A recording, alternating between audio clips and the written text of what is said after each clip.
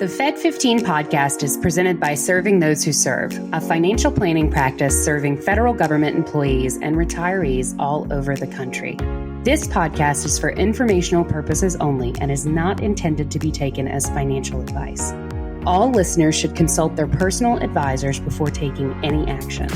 The opinions expressed by our hosts are their own and do not reflect the views, policies, or position of either Raymond James or Serving Those Who Serve.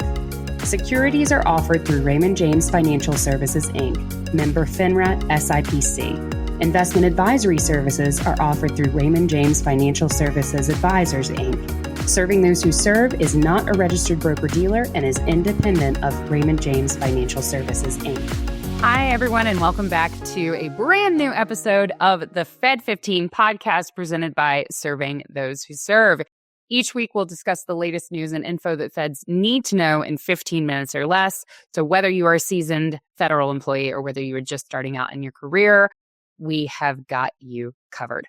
Grab your coffee, kick back, and we'll tell you what you need to know, but might have missed this week during the busy holiday season. We're into December now. We are your hosts. I'm Katelyn Murray. I am joined by Dan Sipe, who is wearing a somewhat misleading black shirt. He's got the black shirt and black blazer on, folks. And when I signed on to record this morning, I said, oh, God, Dan, is there a shutdown coming?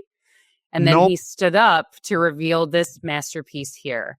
And I stared at it for like 5 minutes, trying to figure out what I was missing, trying to figure out what the reference was. I was thinking it was going to be and then you even said it out reference. loud as you were trying to figure it out. Oh, yeah. Yeah.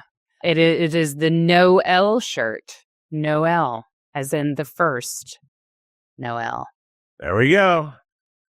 And Katelyn, I will have a holiday shirt every week through the end of the year.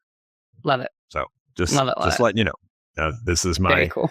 fave time of year. Always has been. I expect it always will be.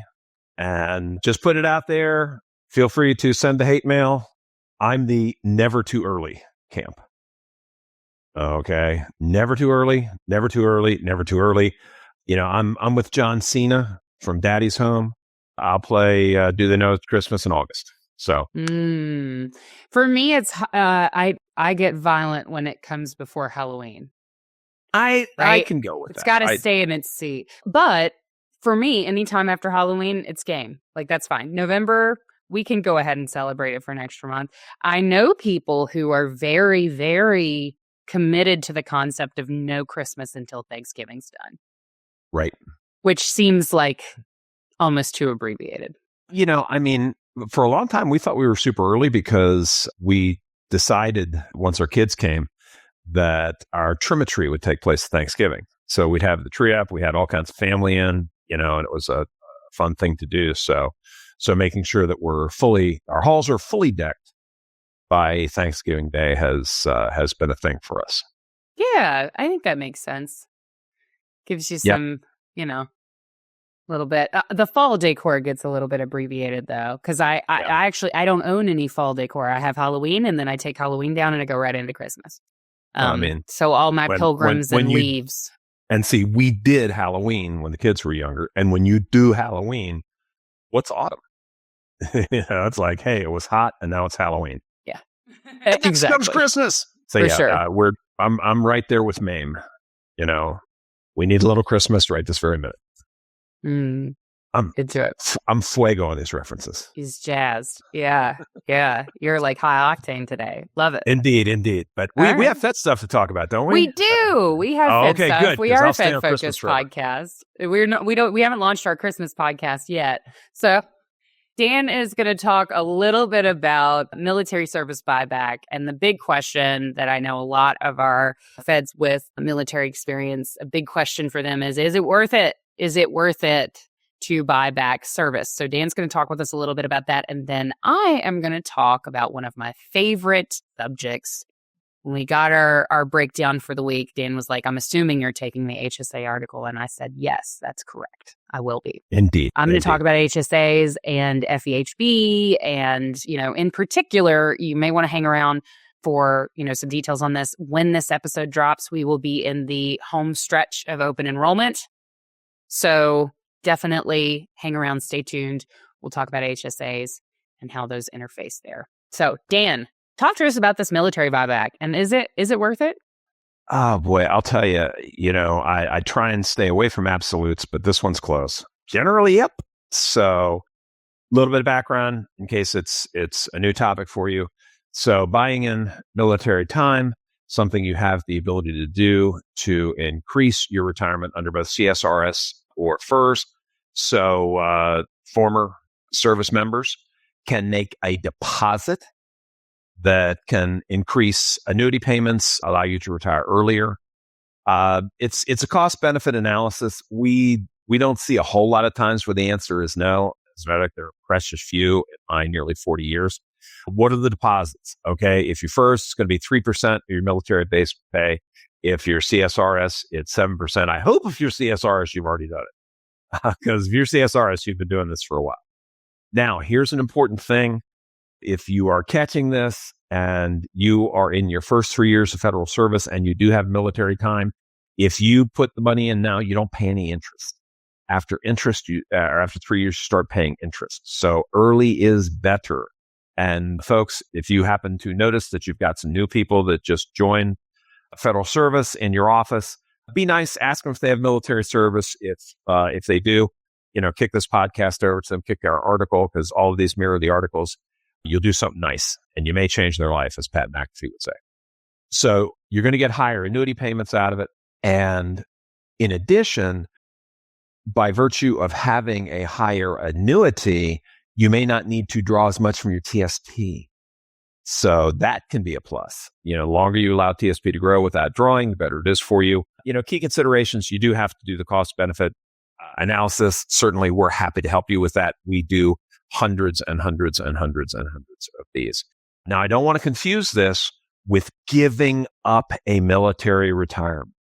So that's a separate conversation for a separate day. So if you are collecting a military retirement, we are not proposing giving that up and buying it in, although we have done those analyses and we have seen the relatively narrow band of people where it makes a huge difference to the positive side.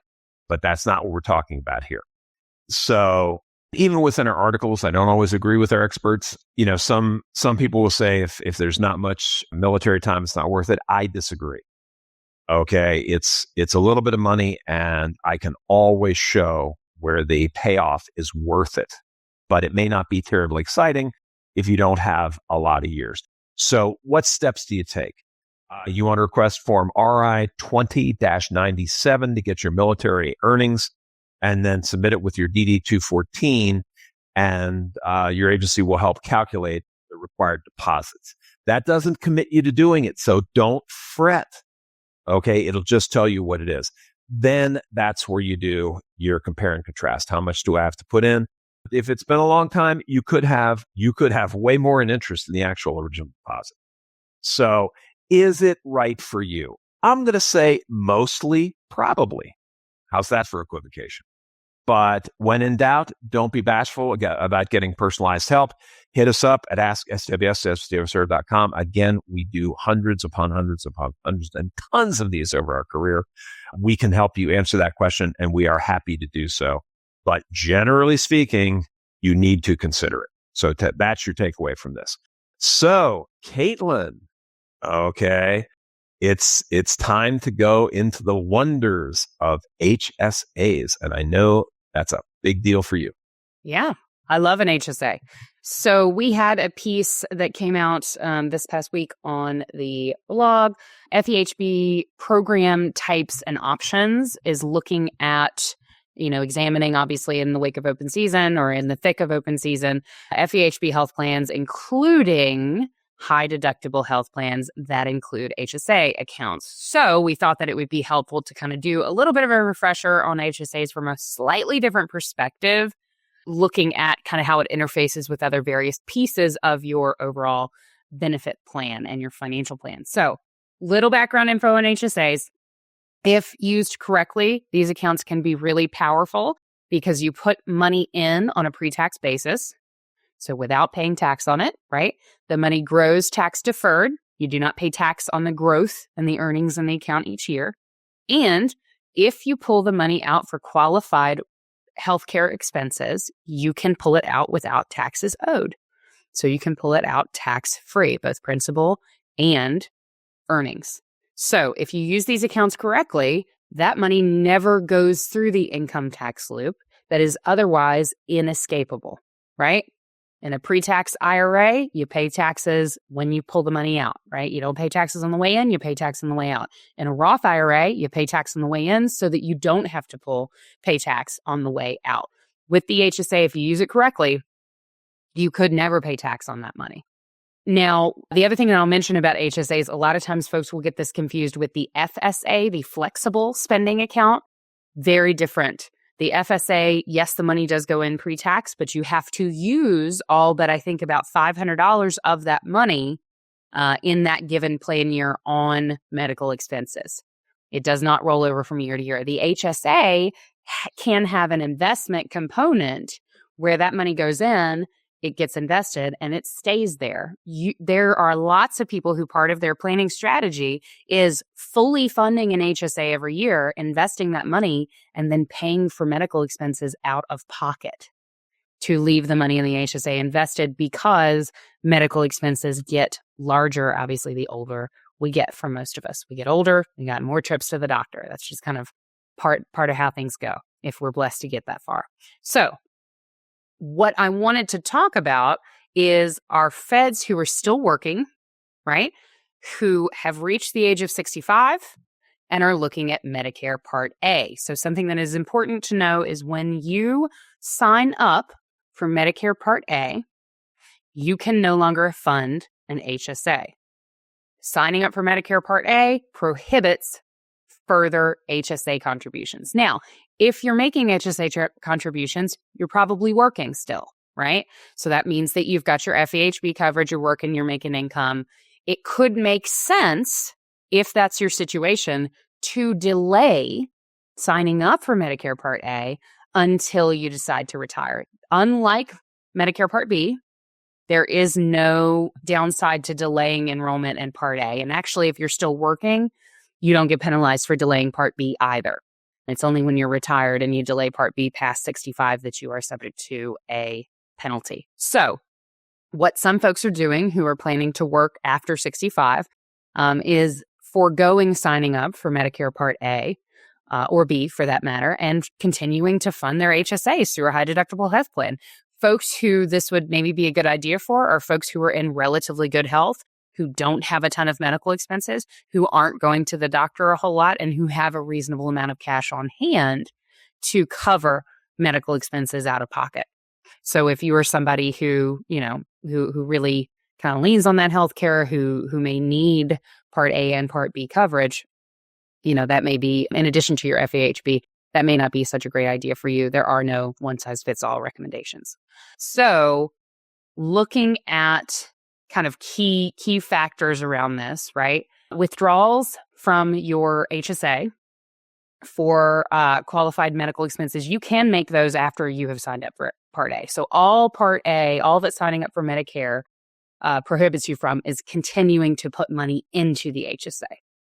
You can absolutely make qualified distributions from an existing HSA once you are under the Medicare system. In fact, we recommend that once folks retire, they really target, pulling as much out of those HSAs to cover those medical expenses and select premiums on different types of insurance, right? Long-term care insurance, potentially. Premiums can potentially be pulled from that HSA, but you want to try to spend that down first, because while HSAs are awesome and they offer that triple tax advantage if they're used correctly, they are not great vehicles to be inherited by non-spouses. Because they are immediately cashed out and immediately taxable to that beneficiary. So if I had to break it down into kind of like two different groups of people, right? If you are somebody who is like, Katelyn, I have a lot of medical expenses. I know that I have FEHB coverage, but I'm really kind of counting on that Part A and Part B to back me up, even though I'm continuing to work. There could be a very narrow band of people that's them. I know IRMA applies to Part B, but there could be a band of feds for whom that's true. You will want to stop your HSA contributions the month before you turn 65 and enroll in Part A. For other folks who are enrolling in Medicare after age 65, you're going to want to stop contributing to your HSA 6 months before applying to Medicare to avoid the IRS 6-month look-back period. Okay, so you want to base all of this off of the application month, the month you are applying for Medicare, not the effective date.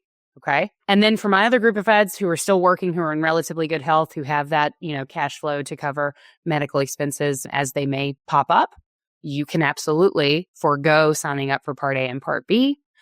Continue funding your HSA as long as you're still working, and continue kind of building that account up with the knowledge that you're going to want to target that account once you retire to spend that sucker down. That is not what we would call like a legacy account, like a Roth IRA that is great for beneficiaries to inherit. So something to think about there for our folks. Kind of an interesting take on the HSA and kind of how that Sure. aligns with Medicare. But I thought that was a good piece to cover here in the home stretch of open enrollment. It is almost the 9th. Yep. No, great insights, Katelyn, and kudos to you for being the voice out there, bringing the actual nuts and bolts execution to this, because that's lacking. You're not going to find this anywhere else, folks. You're just not. But unfortunately, that's all the time we have for today. But have no fear. We'll be back next week to bring you all the latest updates you need to make informed decisions about your career and financial well-being as a Fed. Of course, and to make sure that you don't miss that episode next week and you don't miss Dan's festive Christmas shirt, subscribe to our podcast on our YouTube channel or on Spotify so that you never miss an episode. You can also always find us online at STWServe.com. And please do remember to share the episode with your friends and colleagues if you think that there's something valuable that they may get out of it. If you know somebody who's got military service in their background, if you know somebody who is, around 65, feel free to share the episode. Information is power for sure. Yep. And for more information on the topics we covered today and way more, be sure to check out our blog at blog.stwserve.com. You can also find that on the main website, stwserve.com. And you know what? Just go ahead and subscribe to it. Then we'll just ship the best stuff to you every single week. So you don't have to go looking for it. Go right to your inbox. You won't miss a thing. Of course. And for those who want to dive even deeper into learning about your federal benefits and financial planning for feds, we encourage you to join us for one of our complimentary webinars. We have some good ones coming up here. I know we've been running the FEHB ones hard. We've got some other great topics that are coming up soon. We've got TSP on December 12th from 1 p.m. to 4 p.m. Jen Meyer, one of our financial advisors here, will be hosting that session. And we've also got a financial planning webinar on December 18th, and that'll be also from 1 p.m. to 4 p.m. And this guy named Dan Sipe is hosting that one. So who knows? I mean, it could be a mess. They must have run out of real people, so he's doing it. So yeah, the financial planning in all seriousness is a great webinar to start with. It can be a really good overview. I always recommend that one as a good first step because it's a good overview to all the different components of things. And then you can dig into those individual slices at a more detailed level. So that's a great first one to start with. Of course, if you prefer a one-on-one approach, feel free to reach out to our team directly for a financial planning consultation. And that email is askstws@stwserve.com. Indeed, we're standing by. So thank you once again for listening to Fed15. I'm Dan Sipe. And I am Katelyn Murray. And we will see you next week. See you there. Be there, be square.